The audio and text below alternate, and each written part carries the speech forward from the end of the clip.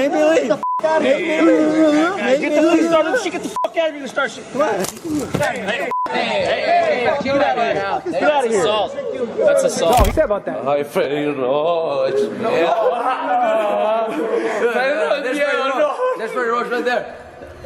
Manny Pacquiao. In 2010, as Manny Pacquiao prepared to face Antonio Margarito in a highly anticipated clash for the WBC super welterweight title, tensions were boiling, not just inside the ring, but far beyond it. In the lead up to the fight, Margarito and his team were caught on camera mocking Pacquiao's legendary trainer Freddie Roach, who battles Parkinson's disease. I'm gonna start using this for training. Hopefully it works. You know, and my hands are small, Margaritos are big, so he'll fill them up. So that's perfect. Perfect. Manny Pacquiao, be careful. Freddie Roach, you better be in the gym.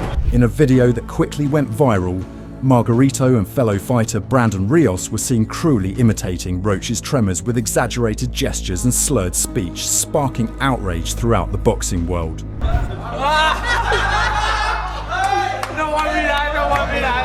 Say about that. Hi, Freddie Roach. There's Freddie Roach right there. Manny Pacquiao. Antonio Margarito, a relentless force in the sport, had built his name on sheer pressure, an iron chin, and unrelenting aggression. Born in California but raised in Tijuana, he turned pro as a teenager and stormed through the ranks with his trademark volume punching and toughness. Known as El Tornado de Tijuana, Margarito claimed multiple world titles in the welterweight division. But behind that success loomed a dark secret. He was caught using illegal hand wraps before his 2009 bout with Shane Mosley. Just moments before the opening bell, Mosley's trainer, Nazem Richardson, noticed something off. Upon inspection, officials discovered inserts hardened with a plaster-like substance, later confirmed to be plaster of Paris. The revelation sent shockwaves through the boxing community and raised serious doubts about the legitimacy of Margarito's past victories. And really beat them up, and they were like, it didn't even make sense how hard he was hitting me.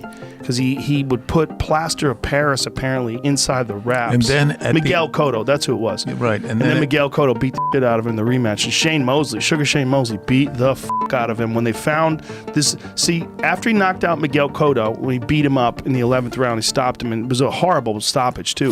Freddie Roach didn't mince words in response to the scandal or the personal attacks.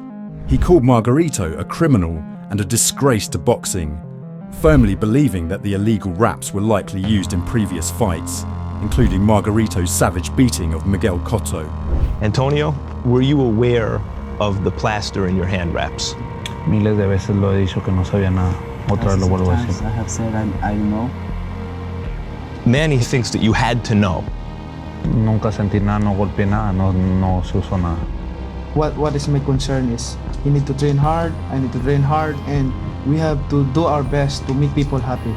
That's what people want to see at the best fight, right? I think Manny's gonna knock him out inside of 8 rounds. I think he knew it, Roach said. He practiced it and wanted to get a feel for it in the gym. Roach even revealed that sparring partners had complained about Margarito's punches feeling unusually heavy long before the scandal came to light. But it didn't stop there. In the days leading up to the fight, Margarito and trainer Robert Garcia doubled down, refusing to apologize and laughing off the backlash over mocking Roach's illness. Va a ser campeón y le va a ganar a la zorrita. Either Brandon Ríos is a bad and Zorrita he's gonna get he's a Roach, deeply hurt, fired back. They laughed at a killer disease. That just shows what kind of people they are. The boxing world watched in disbelief, and the emotional temperature surrounding the fight skyrocketed. What started as a title bout had now become deeply personal. Then came November 13th, 2010, fight night at Cowboys Stadium in Texas. Manny Pacquiao wasn't just fighting for a belt, he was fighting for pride, for respect, and for his coach. Fueled by weeks of insults and mockery, Pacquiao entered the ring with fire in his eyes, and he let his fists do the talking. From the very first round, Pacquiao unleashed a merciless assault.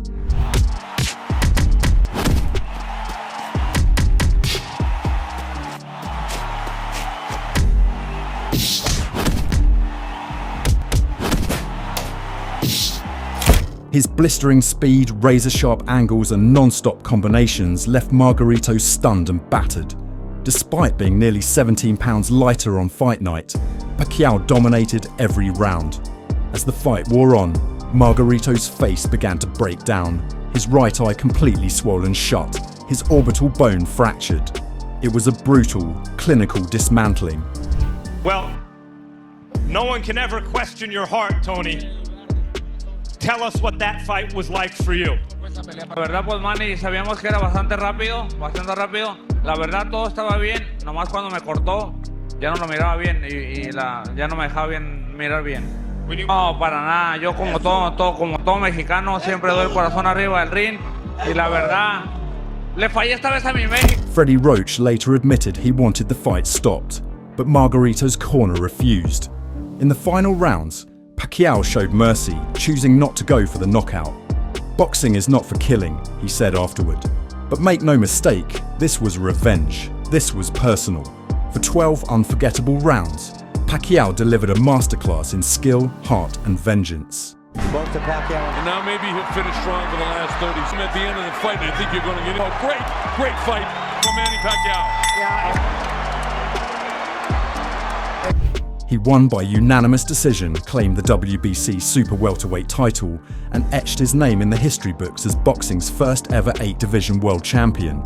But perhaps even more importantly, he gave Freddie Roach the sweetest form of justice imaginable inside the ropes. As for Brandon Ríos, the man seen alongside Margarito in that infamous video mocking Freddy Roach, he didn't escape the backlash either. Rios, then a brash and rising contender in the lightweight division, had built his reputation on being an all-action brawler with a granite chin and a loud mouth to match. But after the video of him mocking Roach's Parkinson's disease went viral, his image took a serious hit. The boxing world, especially fans of Pacquiao and Roach, didn't forget. If you win against Manny Pacquiao, what's the first thing you're gonna do? You're gonna go to Disneyland? Nope. I'll look in the middle of the camera, HBO, and tell all the critics. And like I said before, one Mexican knocked him out. This Mexican American is gonna return. That's the way it's that he's slowing down a lot. He's not as quick as he was. He's not jumping around like he used to do. We know that he's getting cramps now. His legs are getting old. Though Rios later tried to explain it away as a joke that got out of hand, claiming he meant no disrespect. The damage had already been done in the eyes of many. 3 years later, Rios would find himself in the biggest fight of his career, and ironically, standing across the ring from the man whose team he once mocked, Manny Pacquiao. I'm coming 100% ready, mentally, physically ready. And I'll let you concentrate on the congressman. I gotta go in there, I gotta retire you. I gotta retire Manny Pacquiao, because I'm the next star. The two met on November 24th, 2013 in Macau, China. For Pacquiao, this was a comeback fight after his devastating knockout loss to Juan Manuel Marquez. For Rios, it was his shot at superstardom, a chance to derail a legend and prove that he belonged at the elite level. But once the bell rang, it was clear they were in two completely different leagues. Pacquiao was razor sharp that night, bouncing in and out of range, peppering Rios with fast, precise combinations and putting on a masterclass in footwork and movement.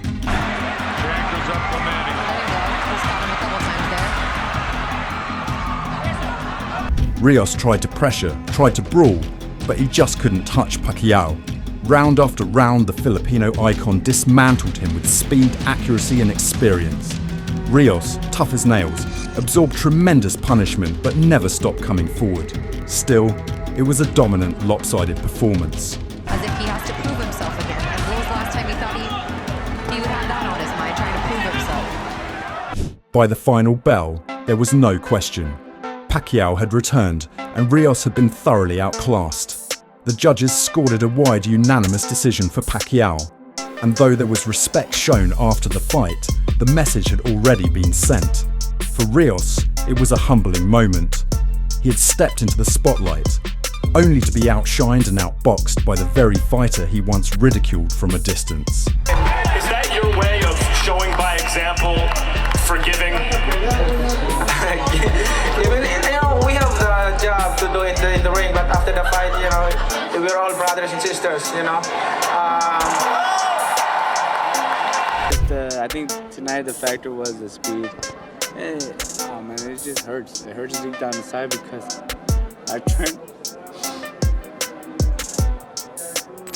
I worked so hard.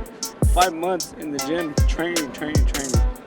And I think this was the best camp ever. It happens. It goes the other way. In the years that followed, Rios would continue to fight, engaging in wars with names like Mike Alvarado and Timothy Bradley. But he never quite reached the heights many once predicted. The mocking incident with Roach remained a stain on his legacy, an example of how disrespect outside the ring can come back to haunt you inside it. Ultimately, both Antonio Margarito and Brandon Ríos learned a hard truth. In boxing, karma doesn't always wait. Sometimes, it shows up in the form of a left straight from Manny Pacquiao. And for Freddie Roach, justice wasn't delivered through words or apologies. It came through 12 punishing rounds of sweet, satisfying revenge. If you enjoyed this deep dive into one of boxing's most emotional showdowns, don't forget to like, share, and subscribe to the channel for more powerful stories, epic rivalries, and behind-the-scenes moments from the world of boxing. Your support keeps the punches coming,